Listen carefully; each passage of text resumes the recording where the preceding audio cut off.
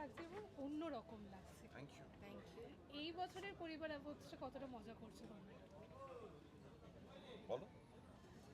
সেই যখন জলসা লঞ্চ করলো সেই তখন থেকে ওদের পরিবার আওয়াজ হয়, সেই তখন থেকে আমরা পরিবার আওয়াজে আসছি। সুতরাং এটা একটা যেরকম আসছে বছর আবার হবে একটা বাৎসরিক রিচুয়াল। তো ফেব্রুয়ারি মাস এলেই আমরা জানি বসন্তও এসে গেছে, মানে কিরকম সেরকম পরিবার জন্মদিনের আওয়াজও মতন এসে গেছে। বা অ্যানিভার্সারির মতন, অ্যানিভার্সারি তো বটে, প্রতি বছর হয়। এবং ও সেই কবে শুরু করেছিল এখানে আকাশ নীল, আর আমি সেই নীড় ভাঙা ঝড়, প্রথম 4টি সিরিয়াল যেটা লঞ্চ করেছিল তার ভিতরে 2টিতে আমরা দুজন ছিলাম। তবে থেকে আমরা পরিবারের এই স্টার পরিবারের সদস্য এবং বছর বছর পরিবার অ্যাওয়ার্ডসে আসা হচ্ছে এবং ভীষণ আনন্দ করা হচ্ছে। সবথেকে বড় কথা যে এই সময় তো অন্যান্য সমস্ত যারা যে পরিবারের লোকজনেরা আসে তাদের সঙ্গে আমরা মিট করতে পারি। মানে বেসিক্যালি এখানে যেটা হয় সেটা পিকনিক, আর এইবারে থিমও পিকনিক, দুটো আবার মিলে যাচ্ছে।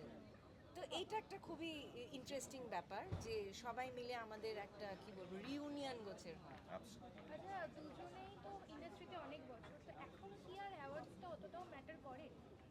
মানে দরকার অ্যাওয়ার্ডসের মূল আকর্ষণ হচ্ছে সবার সঙ্গে দেখা হওয়া।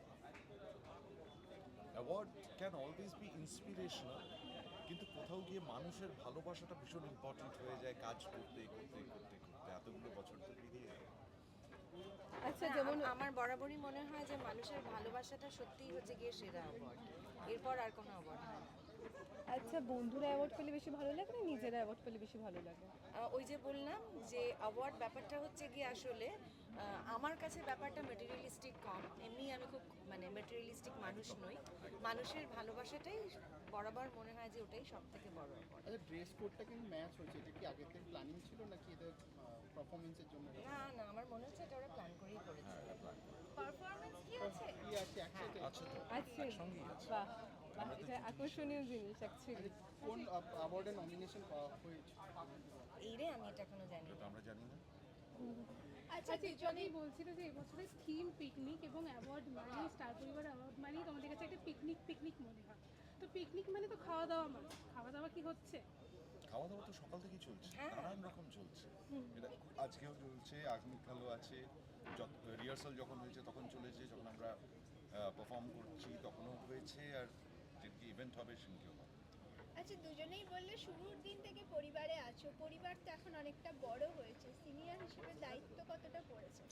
সিনিয়র হিসেবে তো দায়িত্ব অনেকটা, তাদের দায়িত্ব থাকে এবং সিনিয়র হিসেবে নতুন সদস্যদের ওয়েলকামও করতে হয়, তাদেরকে আপ্যায়ন করতে হয়, তাদেরকে জায়গা দিতে হয় এবং নিজেরা মানে ছায়া হয়ে তাদের মাথার উপর দাঁড়াতে হয়। থ্যাংক ইউ সো মাচ দাদা।